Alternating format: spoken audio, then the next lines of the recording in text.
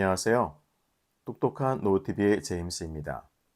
현재 연금 개혁에 대한 관심이 높아진 시점에서 보건복지부는 지난 10월 27일 5차 국민연금 종합계획안을 통해 노령연금의 감액제도 폐지를 발표했습니다. 이 계획안이 국회를 통과한다면 개인의 소득이 아무리 많더라도 노령연금이 감액되는 제도는 앞으로 완전히 없어지게 된다는 것인데요. 노령 인구의 고용률이 점점 높아지고 있는 최근의 상황을 고려한다면 어르신들께는 희소식이라고 할 수가 있겠습니다. 여기서 노령연금이 어떤 것인지 정확히 모르시는 분들을 위해서 국민연금의 세 가지 다른 종류의 연금에 대해 잠깐 말씀드리고 나서 노령연금 감액제도 폐지에 대하여 영상을 이어나가려고 합니다. 1988년부터 시행된 국민연금은 크게 세 가지로 나눌 수 있습니다. 국민연금을 10년 이상 납부하면 받을 수 있는 노령연금, 국민연금 가입자가 장애를 입으면 받을 수 있는 장애연금, 국민연금 가입자가 사망하면 그의 유족이 받을 수 있는 유족연금이 있습니다.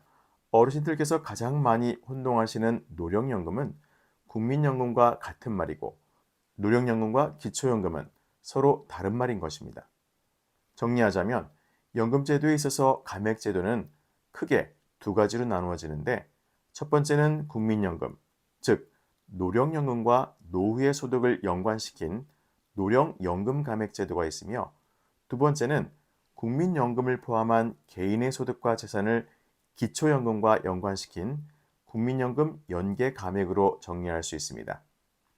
여기서 기초연금이란 대한민국 국민이 만 65세가 되면 국민연금과 같이 국가에 10년 이상 납입하지 않아도 재산과 소득을 합친 소득 인정액이 기준액 이하라면 2023년 기준 매달 32만 원씩 받을 수 있게 만든 노인복지제도입니다. 이제 다시 돌아가서 노령연금 감액제도는 연금 수급 개시 시점이 되었을 때 소득 활동을 하는 수급자들의 소득이 정해진 소득액을 넘게 되면 노령연금을 감액하는 제도입니다. 다시 말하면 소득이 많은 수급자들에 대한 지급액을 줄여 재정을 아끼고 형평성을 담보하겠다는 취지가 되겠습니다. 개인의 소득액에 따라 노령연금액, 즉 국민연금은 최대 50%까지 줄어들고 감액 기간은 최장 5년으로 설계가 되어 있으며 많게는 100만 원 넘게 감액이 되기도 합니다. 국민연금공단에서 보고된 자료에 따르면 연도별 감액자는 지난해 기준 12만 7,974명이었고 노령연금 수급자의 연금액은 1,906억 2천만 원이 삭감되었습니다. 나이가 들어서도 돈을 번다는 이유로 받아야 할 연금을 못 받은 셈입니다. 하지만 국민들의 수명이 길어지고 더 이상 국민연금만으로 노년을 보내기 어려운 상황에서 감액제도 때문에 일하는 노인이 손해를 본다는 지적이 꾸준히 제기되어 왔습니다. 노령연금 감액제도를 폐지한다면 연금의 수급액이 늘어나는 효과는 있지만 고소득자에 대한 과잉보장 우려가 나오기도 합니다. 특히 연금 재정이 악화되고 있는 상황에서 매년 수천억 원이 들어간다는 점에서 보다 신중한 검토가 필요하다는 지적이 제기된 이유입니다. 제도가 폐지되면 깎던 연금기금을 보험료로 지급해야 하는데 연 2천억 원의 재정이 소요될 것으로 보입니다. 하지만 지급 금액에 대해서는 아직 정확한 추산은 아니며 제도의 일괄 폐지 또는 단계적 폐지 결정에 따라 소요될 연금 지출액도 달라진다고 발표하였습니다. 그럼 지금까지 어떻게 노령연금이 감액이 되어 왔는지 예를 들어 설명해 드리겠습니다. A씨는 사업소득으로 390만 원을 버는데 A씨는 올해 65세로 국민연금으로 월 140만 원을 수령할 예정이라고 해보겠습니다. 이 경우 390만 원인 본인 월 소득액에서 올해 국민연금 A값인 286만 원을 빼 초과소득 월액을 계산하게 됩니다. 그렇다면 초과소득 월액은 104만 원이 됩니다. 노령연금 감액 산식에 따라 계산하면 A씨의 최종 노령연금 감액은 5만 4천 원이 됩니다. 따라서 A씨는 원래 받아야 할 국민연금 수령액 월 140만 원 중 5만 4천 원을 뺀 134만 6천 원을 수령하게 됩니다.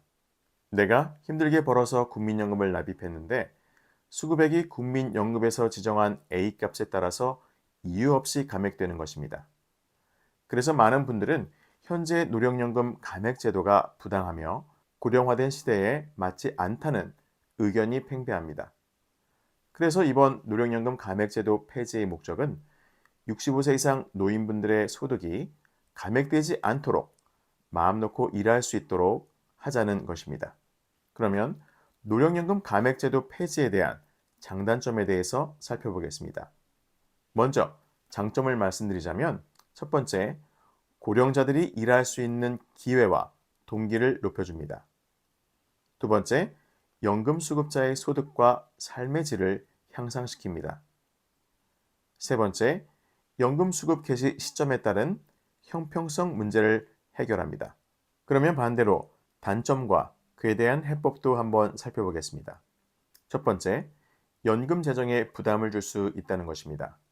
하지만 복지부는 국민연금 전체 지출액이 작년 기준 34조 원인데 반해 그중 2천억 원이라며 적립금이 계속 늘어나는 상황이고 앞으로 재정 지속성을 높이는 대안도 마련하고 있다고 설명했습니다. 두 번째, 고소득층에 대한 과잉 보장 우려가 있습니다. 노령연금 감액제도 폐지의 혜택을 받는 대상이 일정 소득이 있는 중산층 또는 고소득층일 것이란 지적이 있지만 수급자가 본인의 직업을 가지고 노동을 창출하는 것이기 때문에 공평성에는 어긋나지 않을 뿐더러 5년간의 사업소득과 근로소득을 평가하기 때문에 전반적으로 높은 소득인지에 대한 연관성 분석이 중요하다는 발표도 있었습니다. 세 번째, 고령화 고용정책과 함께 추진되지 않으면 효과가 반감될 수 있다는 주장이 있습니다. 그동안의 고령자 고용정책 계획을 보면 전반적으로 일정 금액을 지급하는 정도의 소극적인 면이 많았기 때문에 앞으로는 시대에 맞는 새로운 고용정책을 다양하게 확립하여 고령자들이 노후에 안정적인 소득과 함께 풍요로운 삶을 영위할 수 있도록 그에 걸맞은 고용정책이 수반되어야 한다는 생각입니다. 이번에 발표된 제5차 국민연금 종합운영 계획안의 내용을 보면 노령연금 연계 감액을 시작으로 어르신들께서 원하시는 개혁이 조금씩 이루어지는 듯한 모습입니다. 사실 오래전부터 개혁이 되어야 할 연금의 문제점들이 하나씩 수면으로 나오고 있고 그것을 바로 고치려는 시도가 일어나고 있다는 것은 긍정적이라는 생각이 듭니다. 이번 연금 개혁법이 국회를 잘 통과하기를 바라며 그 이후에도 국민연금 연계 감액, 부부 연계 감액 등과 같은 이해하기 힘든 제도들 역시 폐지되기를 기대하겠습니다. 오늘 영상은 여기서 마치도록 하겠습니다. 국민 모두가 행복한 세상이 되기를 바라며 지금까지 제임스였습니다. 오늘도 함께 해주신 여러분 감사합니다. 좋아요, 구독, 그리고 알림과 공유는 더 좋은 콘텐츠를 만드는 힘이 됩니다.